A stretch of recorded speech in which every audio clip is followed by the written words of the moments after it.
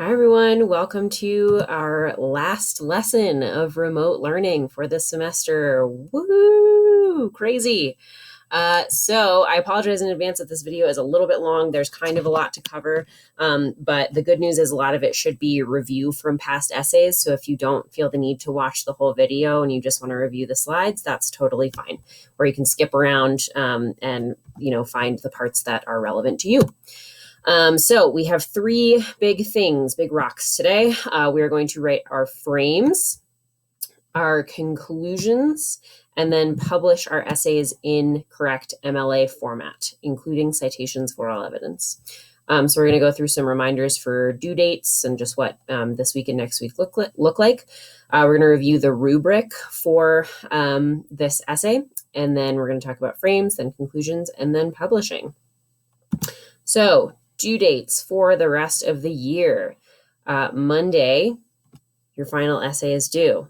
Crazy. Thursday, the 21st, optional extra credit assignment. I posted it on Wednesday, the 13th, a couple days ago. It's a transition word review document. I posted that a couple days ago, so that's optional. If you want that extra credit, that is due on Thursday, the 21st. Grades are due on Friday, the 22nd, a week from today. So everything has to be turned in by then. Just also a reminder, if you are behind and working to catch up on your essay, please make sure you are clicking mark as done on those individual classwork assignments as you finish parts of the essay. That sends me an email so that I get alerted to update your grade and give you feedback. Okay, rubric review. All right, so the rubric is attached to the Unit 5 drafting document, so this should be visible to you. So we're just going to quickly go through the criteria. So overall criteria should be familiar: thesis, assertions, evidence, analysis, organization, and publishing. These are sort of the basic requirements. You can read through those at your leisure. You can also read through this rubric when you have the time. I just want to point out a couple of things. So evidence, you cannot get a full score for evidence unless you have at least 3 sources, and you can't even get a 2 unless you have at least 2 sources. So if you just have 1 source for all of your evidence, you're going to be in the 1 range here. Also, so organization, for those of you who are like really trying to get all the possible points that you can, one other thing you can do that we haven't talked about is to make sure that you're organizing your essay in an intentional way. So like putting the body paragraphs in a certain order, that's up to you, like what order it makes sense to you. And then also making sure you have transitions between your paragraphs. So, words like additionally or another reason, something like that, and also transitions between your evidence chunks. And then finally, publishing. I'm going to review the instructions for MLA formatting again. This should just be something that you have down pat at this point.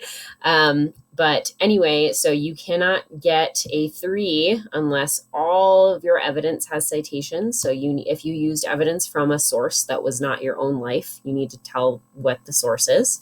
Everything is formatted exactly correctly, and there's very few spelling and capitalization errors present. So I'm going to talk a little bit more about that at the end, but making sure that you're spelling Sherry Turkle's name right, for example, throughout the essay, and that you're capitalizing her name and capitalizing other proper nouns, just those basic things that 9th grade going into 10th grade, we should have this down. Okay, so that's the rubric. So let's get started with frames. How to write a frame for an argument essay. So you're going to want to start your frame with a hook. So, reeling your reader in, hooking them, you get it. So it could be an interesting quote, a story, a familiar scenario, something like that. What you don't want to do is these like time references, like since the beginning of time and in today's world, blah, blah, blah.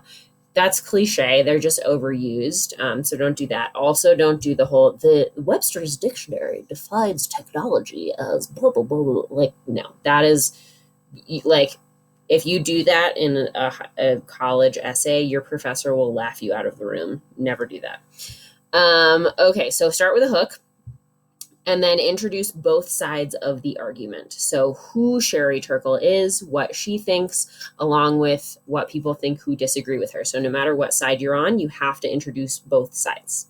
And again, avoid cliches like this is a highly debated topic. This has been a subject of controversy. Avoid extreme statements like all people think that technology, blah, blah, blah, or all people use technology in this way. So avoid those. So here's a model. So I'm starting with a hook, talking about a meme that has been circulating on conservative Facebook about why we shouldn't do mail-in voting. And then I'm introducing that side of the argument, and then I'm introducing the other side of the argument. And then after that, I would go into my thesis. So whichever side I'm on, I have to introduce both sides in my frame so that the reader understands both sides of the argument. Okay, so that's a frame.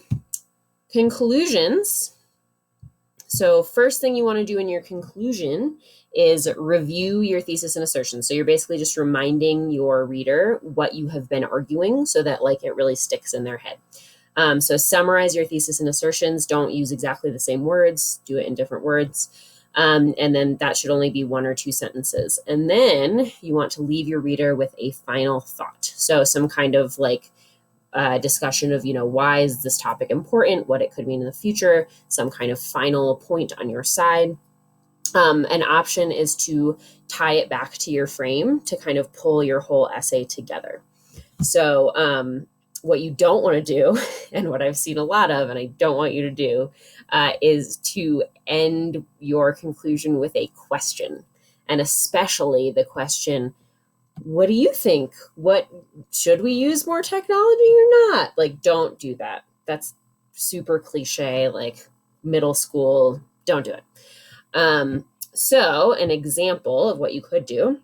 So here I'm just summarizing my arguments for why we should do mail-in voting. Again, this is a model. This is not the topic you're writing on.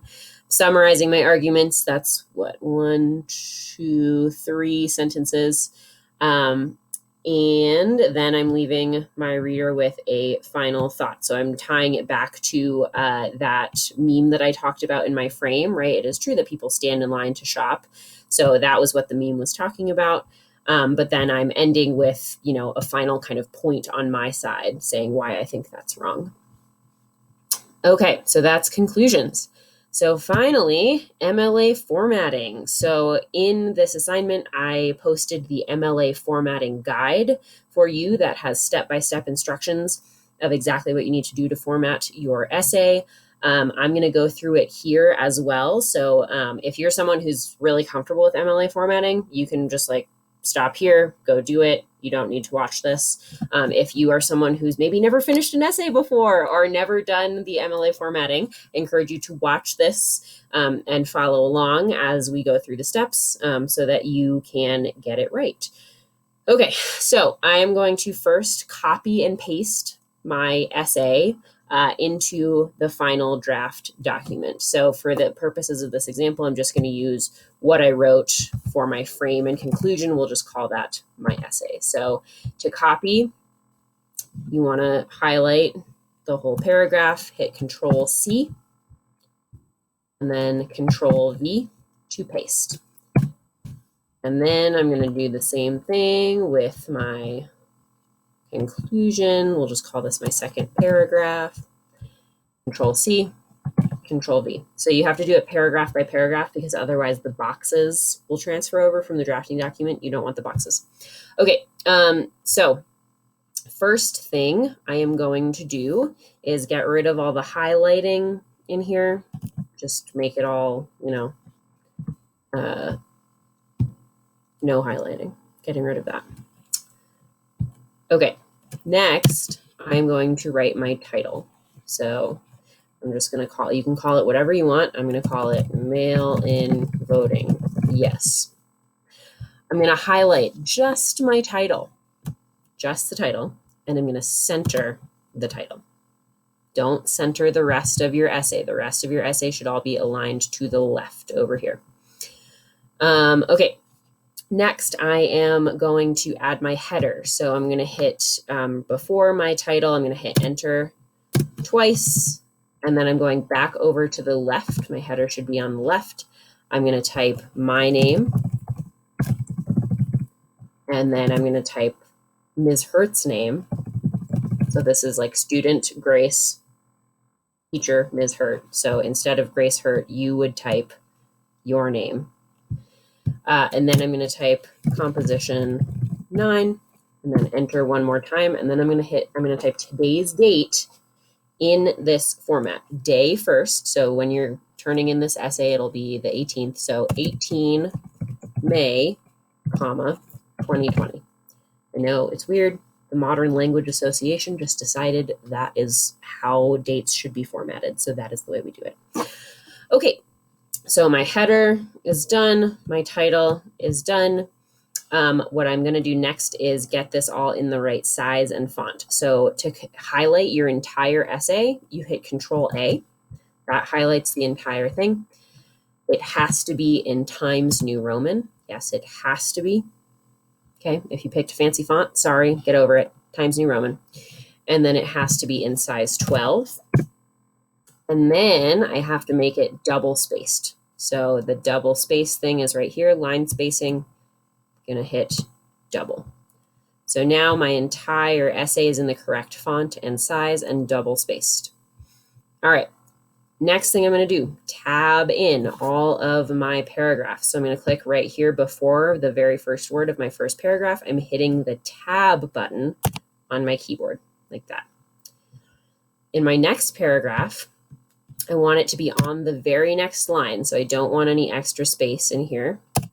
Just hitting tab again. So if your paragraphs look like this, wrong. No extra space. Just on the next line, tabbed in. Okay, and then the last piece is the one that confuses people. So we are going to add our page number header. So we're going to insert headers insert page number, sorry. And then we are hitting this first option with the page numbers in the right-hand corner, top right. And there, that gives us page numbers. Then I'm clicking before the number and I'm typing my last name as the writer. So I'm going to type Hurt. You, if your last name is Martinez, you would type Martinez. I'm typing Hurt because that is my last name as the writer. You type your last name. Okay, and then that is all. So the other things you need to check for before you click turn in is give it another read through to check for obvious spelling errors. So this is how you spell Sherry Turkle's name, Turkle. It's not any of these. Okay, I've seen a lot of interesting variations on her name. It has one spelling, and that is what it is. Capitalization. I don't feel like I should have to say this, but I will again. Names, proper nouns need to be capitalized. Sherry Turkle, Pew Research Center, Bijan Stephen, Wired Magazine, any other titles of sources or anything, titles, names need to be capitalized. Also, Sherry Turkle, she's not your friend. You don't call her Sherry. If you're referring to her after the first time, Turkle, last name. Last thing, citations for all evidence. So if you got evidence from the Pew Research Center data that we looked at, you need to say that, okay? It doesn't have to be the last name in parentheses after the source, although it can be. As long as you are saying where you got the evidence from, that is a citation. If you just drop in a quote and it doesn't say where it came from, then it's a kind of plagiarism because you're not giving proper credit to where you got that quote. Okay, so you have to have citations for all of your evidence. If you do not have citations for any evidence, you get a 0 for publishing. Okay, those are easy points that you would lose. So make sure you have citations. Okay, that is all. Wow. Well, signing off on this very last video of the year. I miss you guys. And this has been weird, but I hope not too terrible. And yeah, have a wonderful summer. Get in touch with me with any questions. Next week, we'll just be working on makeup work. So let me know if you need help with anything at all.